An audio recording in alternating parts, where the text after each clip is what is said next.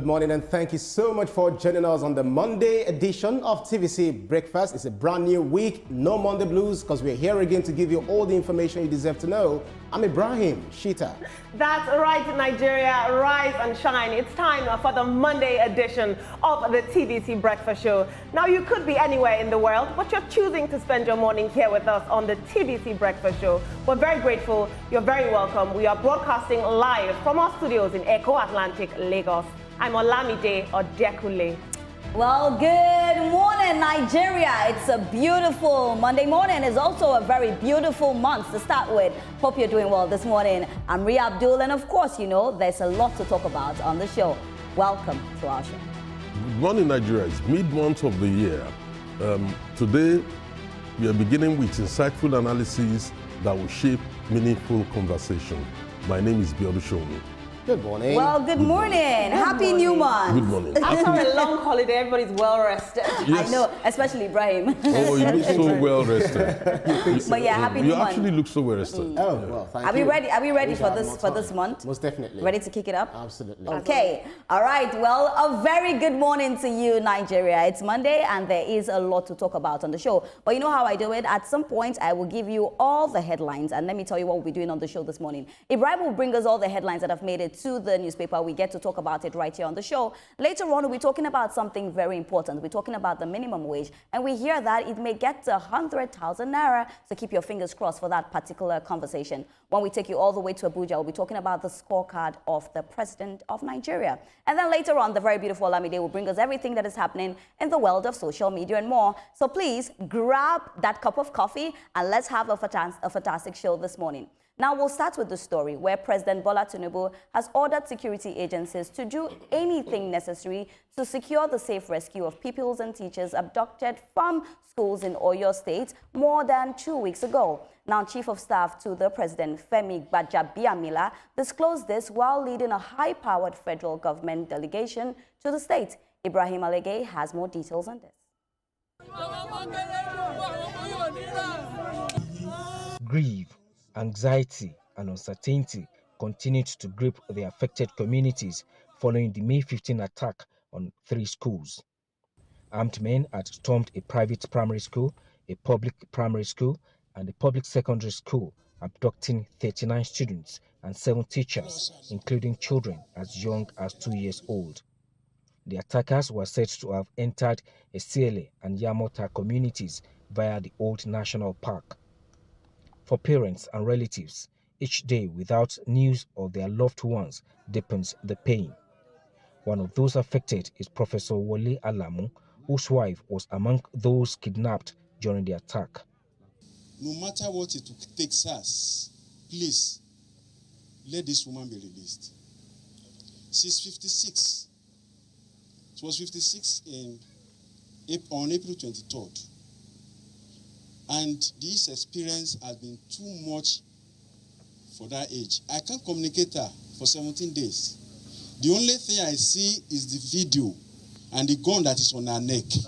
The unfortunate incident happened about 2 weeks ago. People have been highly dejected. You know, their morale has been very, very, very low and, highly despondent. The issue is so many people have even gone sick. So many people have left the village, and those that remain, they are living in fear, palpable fear. The 3 children who unfortunately were killed.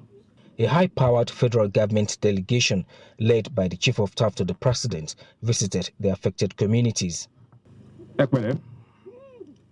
Right Honorable Femi Gbajabiamila said President Tinubu is deeply troubled by the incident and has directed the nation's security architecture to deploy every available resource towards rescuing the victims. His administration condemns in no uncertain terms and very strong terms this dastardly act. He has indeed given directives to all security agencies and the command, as the commander-in-chief, to rescue our children. The president understands the severity of the situation. He's worried that there are infants, not just children. He's worried that people have been killed. This is a new law. We've never seen this bad. And there's a commitment at this time to make sure that we rout out terrorists, not just here in Ikoyi and other places, but all across the country. The message was also re-echoed by the National Security Advisor, Nuri Badu, and the Minister of Defense, General Christopher Musa. He directed that we must establish for Oyo State forest guards of minimum of 1,000 from the first week of June. And we are going to do that immediately after we go back to Abuja. We are going to do it in collaboration with the state government. Our appeal is, if you see anything that is strange, anybody that is new, people coming around, working aimlessly within your communities that you have never seen, please report as quickly as possible. Especially when you see people coming in to buy food in large quantities, coming to buy bread in large quantities, coming to do one or two things. Security operatives have maintained presence in the area, but residents insist that a permanent military base remains necessary to prevent further attacks. 2 weeks after the abduction, the two communities are still grieving, hoping that their loved ones will soon be rescued. The federal government, however, says it is intensifying efforts to ensure that the victims are safely rescued and reunited with their families. Ibrahim Alige, TVC News, CLA, Oyo State. All right, so that's the, that's what we see.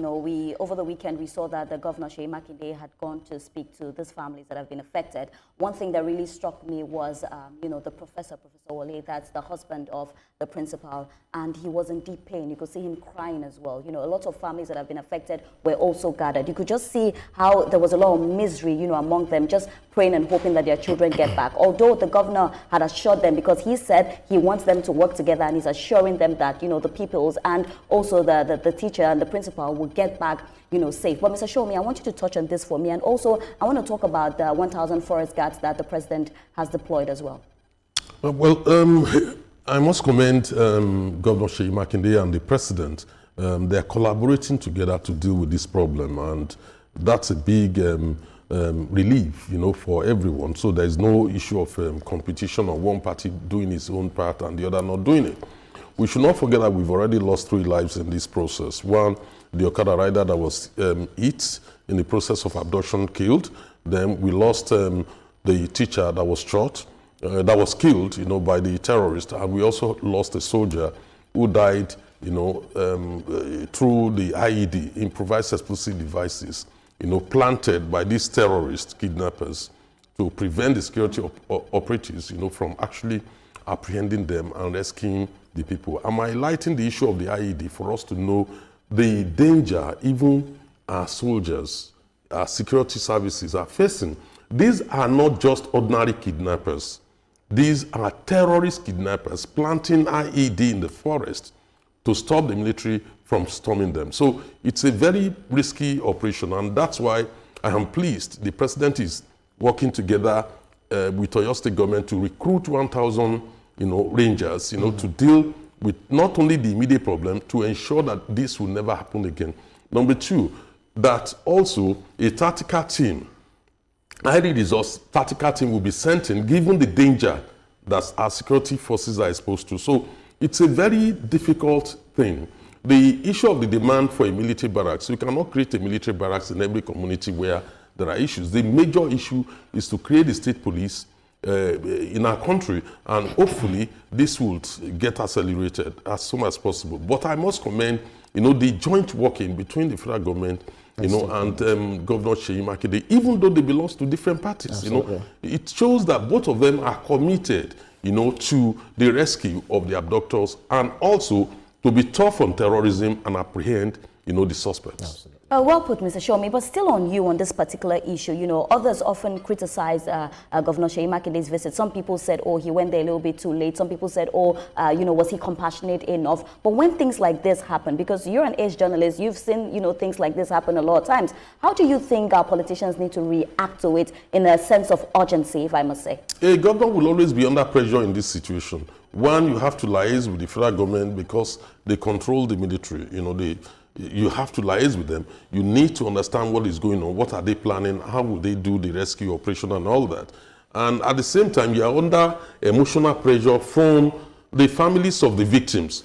you also have to deal with the public concerns, being expressed on a daily basis, the video, which is driving fear into people's mind. Do not forget one thing.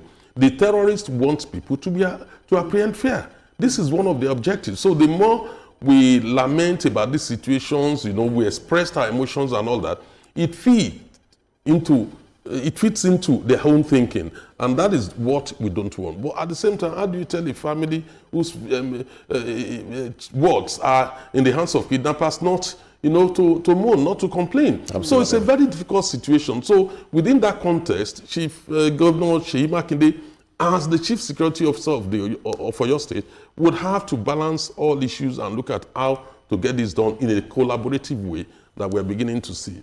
Absolutely. All right, well, we can go on and on about this topic, but I guess we'll leave everything to the federal government. We'll keep our faith in them and just make sure that we see positive gains.